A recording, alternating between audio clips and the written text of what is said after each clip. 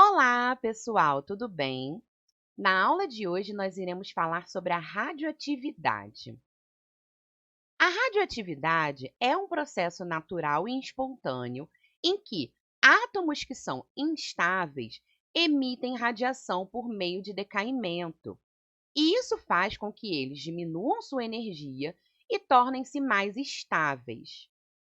Em 1896, Becquerel depositou um sal de urânio sobre uma lâmina fotográfica e, após um certo tempo, ele notou que este sal havia deixado marcas na chapa fotográfica, indicando que alguma radiação estava sendo emitida pelo sal.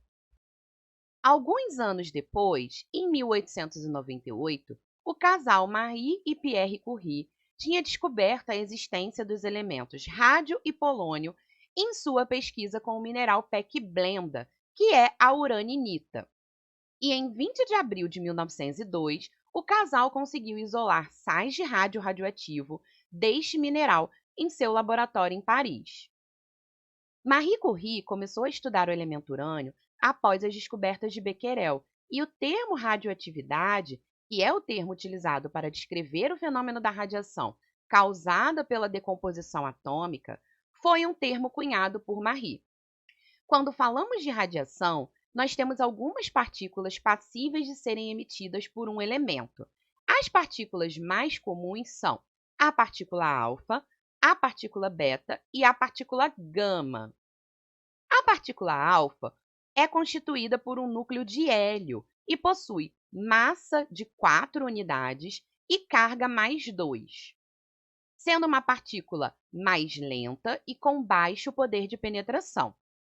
A partícula beta equivale a um elétron, então ela não possui massa e possui carga menos 1. É uma partícula bem mais rápida e possui um poder de penetração moderado. A partícula gama, na verdade, é constituída por uma onda eletromagnética de alta energia, portanto, não possui massa e nem carga.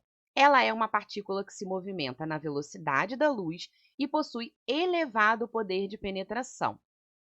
E o que é o conceito de poder de penetração?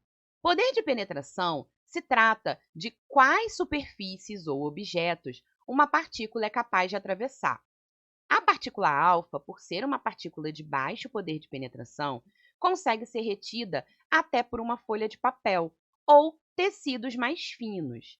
Já a partícula beta, que possui um poder de penetração moderado, ela consegue atravessar folhas finas de chumbo e é retida por uma placa de madeira de aproximadamente 2,5 centímetros de espessura. Também pode-se utilizar roupas mais grossas ou roupas especiais para segurar a partícula beta.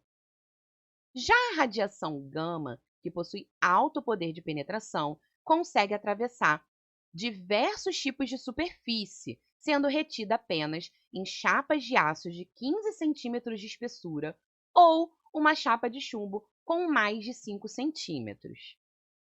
Então, vamos falar um pouco sobre cada uma das partículas e como elas se comportam. Começando pela partícula alfa, que é um conjunto de 2 prótons e 2 nêutrons, o que a faz idêntica ao núcleo de um átomo de hélio. A partícula alfa, quando emitida por um núcleo, faz com que esse núcleo radioativo perca 4 unidades em sua massa e 2 unidades em seu número atômico. Ela possui uma velocidade de aproximadamente 30.000 km por segundo e baixo poder de penetração. Quando incide sobre o corpo humano, não passa da primeira camada da pele.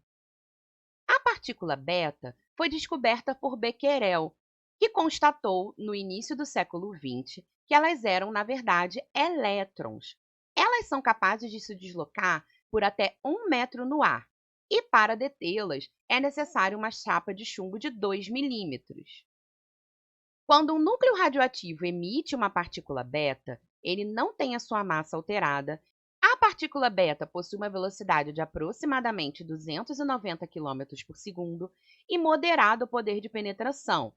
Incidindo sobre o corpo humano, elas são capazes de penetrar até 2 centímetros.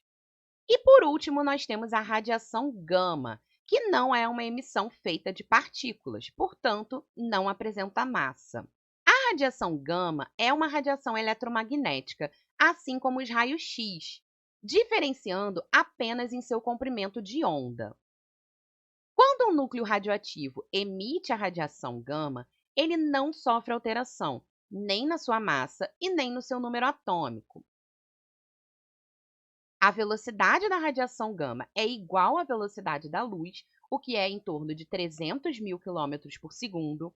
Ela possui altíssimo poder de penetração, podendo atravessar até 15 centímetros de aço, e para detê-las é necessário mais de 5 centímetros de chumbo ou largas paredes feitas de concreto.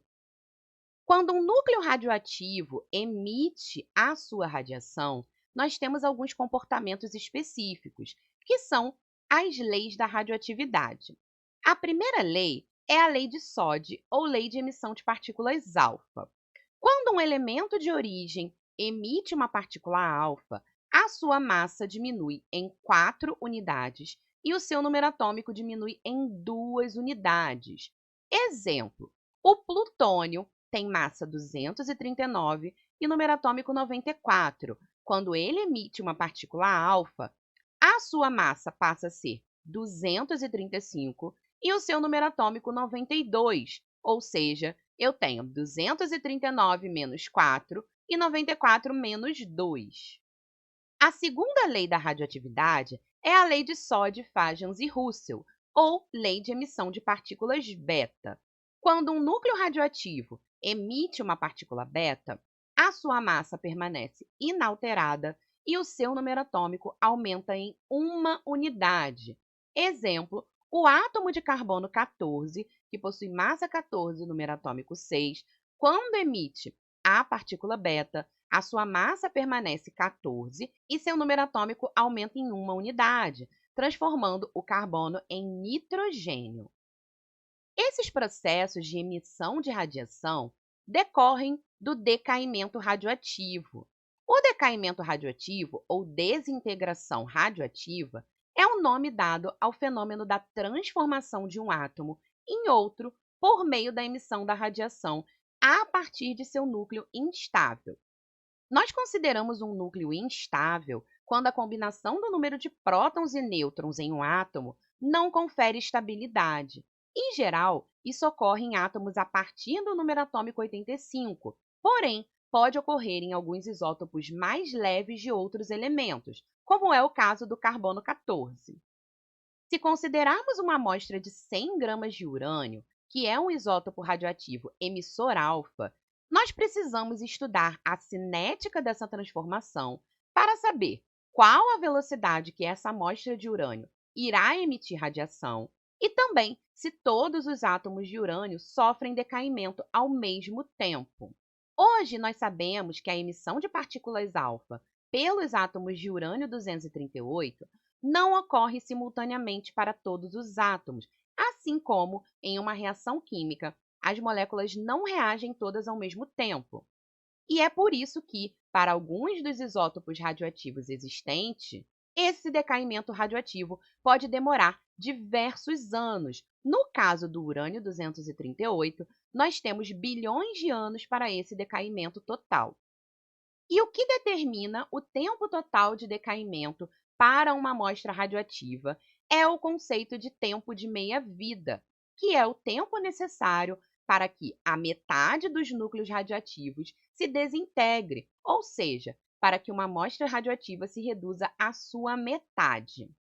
Então, nós temos uma massa inicial radioativa. Após o período de meia-vida ou tempo de meia-vida passar, nós teremos a metade da sua massa inicial.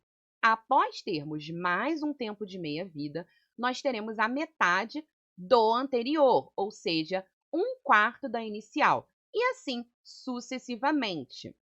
Então, a cada tempo de meia-vida ou período de meia-vida, nós temos a redução de metade da massa dos núcleos radioativos. Então, partindo-se do 100%, após um tempo de meia-vida, nós teremos 50%, após o segundo tempo de meia-vida, nós teremos 25%, e assim sucessivamente. Esse tempo de meia-vida pode ser expresso em segundos, minutos, horas, dias ou anos.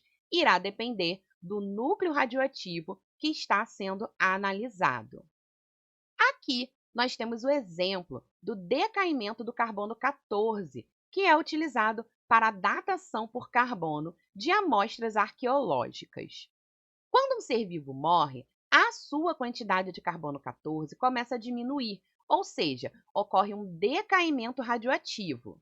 Como a meia-vida do carbono 14 é de 5.730 anos, isso significa que se um organismo morreu a este período, ele terá metade do seu conteúdo de carbono 14.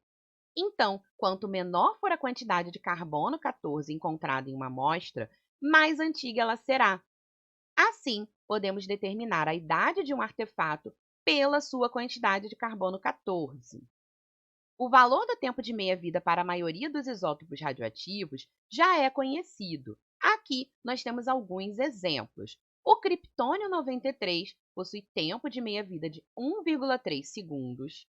O urânio 239 possui tempo de meia-vida de 23,5 minutos.